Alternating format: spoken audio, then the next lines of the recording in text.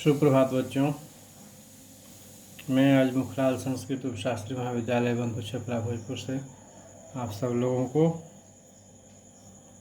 कर्म कारक तथा संप्रदान कारक में अंतर तथा कर्म कारक तथा अपादान कारक में अंतर बताने जा रहा हूँ।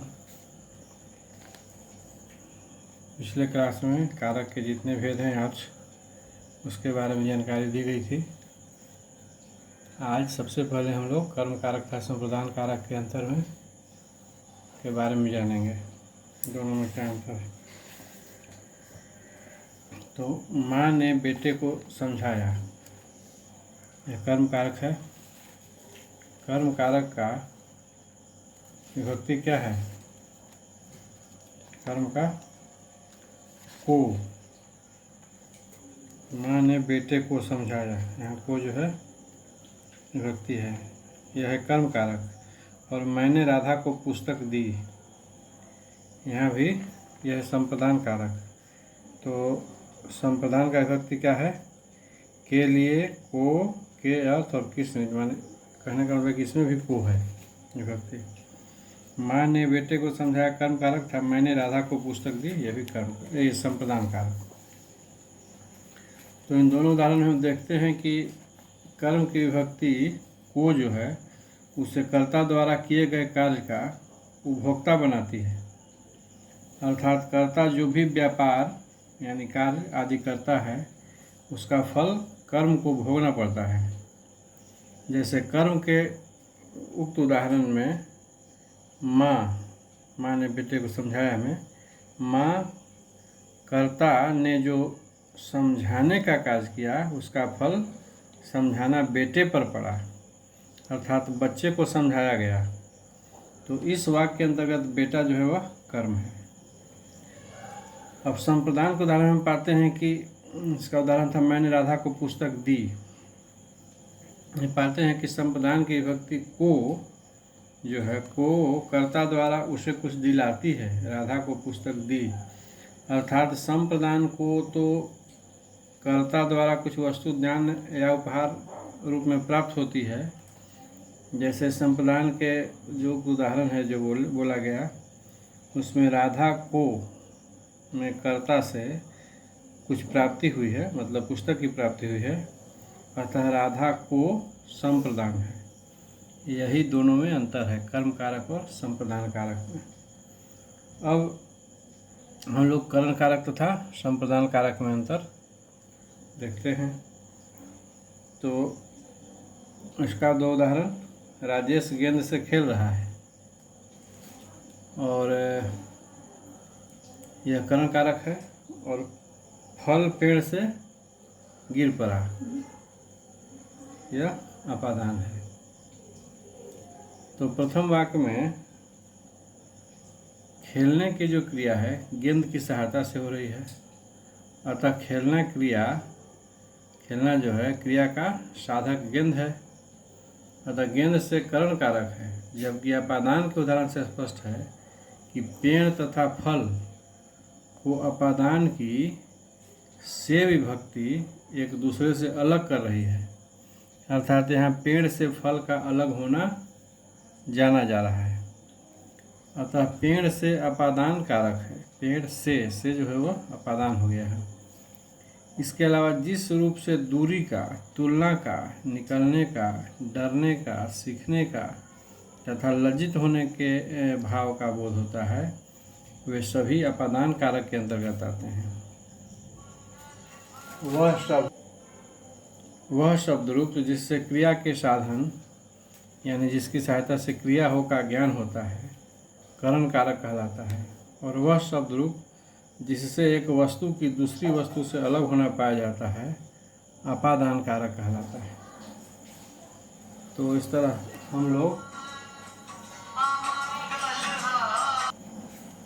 से हम लोग करण कारक से अपादान कारक में जो अंतर है वह भी देख लिए। अब जो है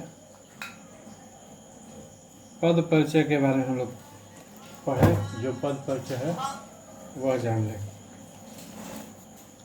शब्द और पद, वाक्य से अलग रहने वाले शब्दों को शब्द कहते हैं।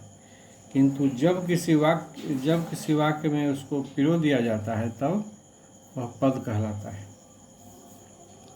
जब वाक्य के अंतर्गत शब्दों में विभक्तियाँ लगती है तब वे पद बन जाते हैं। पद अर्थ संकेतित करता है। शब्द सार्थक और निरर्थक दोनों हो सकते हैं। तो पद परिचय कहते किसे हैं, पर इसका परिभाषा क्या है? तो पद परिचय का अर्थ होता है पदों का अन्वय अर्थात विश्लेषण। हिंदी व्याकरण में इसके बहुत से नाम दिए गए हैं, जैसे पदान्वय, पद निर्देश, पद निर्णय, पद विन्यास, पदच्छेद और बहुत सारे चीज़। और ये सभी जो है जितना बोला गया है सब पद परिचय के पर्यायवाची शब्द हैं। तो पद परिचय में वाक्यों में प्रयुक्त सार्थक शब्दों अथवा पदों की व्याकरण सम्मत विशेषताएं बताई जाती है। दूसरे शब्दों में इसे हम यूँ कह सकते हैं कि वाक्य के प्रत्येक पद को अलग अलग कर उसका स्वरूप और दूसरे पद से संबंध बताना पद परिचय कहलाता है। यहाँ एक तरह से सारे व्याकरण का सार रूप रख देना पड़ता है। कुछ प्रमुख पद के अन्वय जो है उसका बारे में हम लोग की जानकारी दे रहे हैं आपको। तो संज्ञा का पद परिचय। संज्ञा पदों का अन्वय करते समय संज्ञा, उसका भेद, लिंग, वचन, कारक और अन्य पदों का परिचय देते हुए अन्य पदों से उसका संबंध भी दिखाना चाहिए।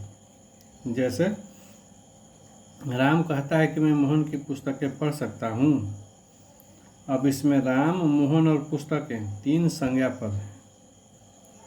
इसका पदान्वय कैसे होगा?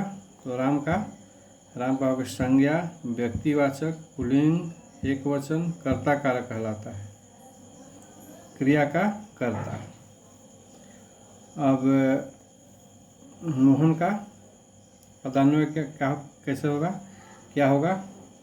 तो मोहन का संज्ञा, व्यक्तिवाचक, पुल्लिंग, एकवचन और यहाँ कर्ता कारक के जगह संबंध कारक, क्योंकि इसका संबंध पुस्तकें से है। अब राम मोहन के बाद पुस्तकें का पदान्वय, तो संज्ञा, जातिवाचक और यहाँ व्यक्तिवाचक है जातिवाचक और पुल्लिंग के जगह स्त्रीलिंग, एकवचन के जगह बहुवचन, संबंध कारक के जगह कर्म कारक और पढ़ सकता हूँ, यह जो है क्रिया का कर्म है। तो ये आपको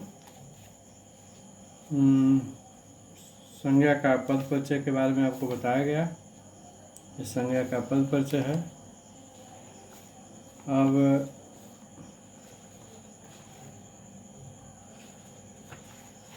कुछ इसके अधिक पढ़िए, कुछ इसका अभ्यास आप लोग खुद से कीजिए। कुछ खुद से वाक्य हम बोल रहे हैं, उसमें भाववाचक संज्ञा चुनकर आप लोग अपने से लिखिए, उसका अभ्यास कीजिए।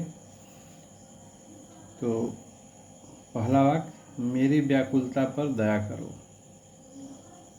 दूसरा वाक्य, छोटे बच्चे की मुस्कुराहट अत्यंत प्यारी है।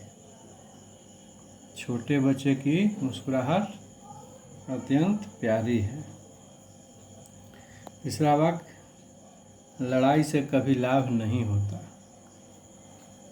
फिर से लिखिए, लड़ाई से कभी लाभ नहीं होता। चौथा वाक्य, सिंहनी की आँखों की भयंकरता समाप्त होने लगी। फिर से सुन लीजिए, सिंहनी की आँखों की भयंकरता समाप्त होने लगी। पांचवा वाक्य, कृष्ण सुदामा की मित्रता अनुकरणीय है। कृष्ण सुदामा की कृष्ण सुदामा की मित्रता अनुकरणीय है। अब कुछ आप लोग को कुछ वाक्य और लिखवा रहे हैं, जिसमें से आप लोग जातिवाचक और व्यक्तिवाचक संज्ञा चुनकर अलग अलग लिखिए, उसका अभ्यास कीजिए। तो पहला वाक्य है कि भगवान श्री कृष्ण दही मक्खन खाते हैं। भगवान श्री कृष्ण दही मक्खन खाते हैं। दूसरा वाक्य है कि पश्चिम बंगाल एक सुंदर राज्य है। पश्चिम बंगाल एक सुंदर राज्य है। तीसरा वाक्य है कि पानीपत में कई लड़ाइयाँ हुई।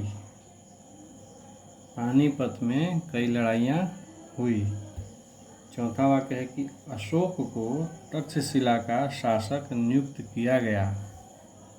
अशोक को तक्षशिला का शासक नियुक्त किया गया। पांचवा वाक्य है कि छोटा नागपुर में लोहे और कोयले के भंडार हैं। छोटा नागपुर में लोहे और कोयले के भंडार हैं।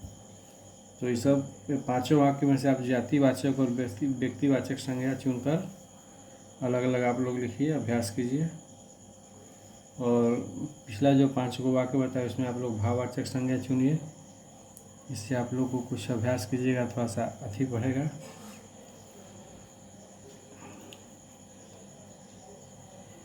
अब आज के क्लास में इतना ही। शेष अगले क्लास में आप सबों से फिर मुलाकात होगी। तब तक के लिए आप सभी बच्चों को शुभ दिन।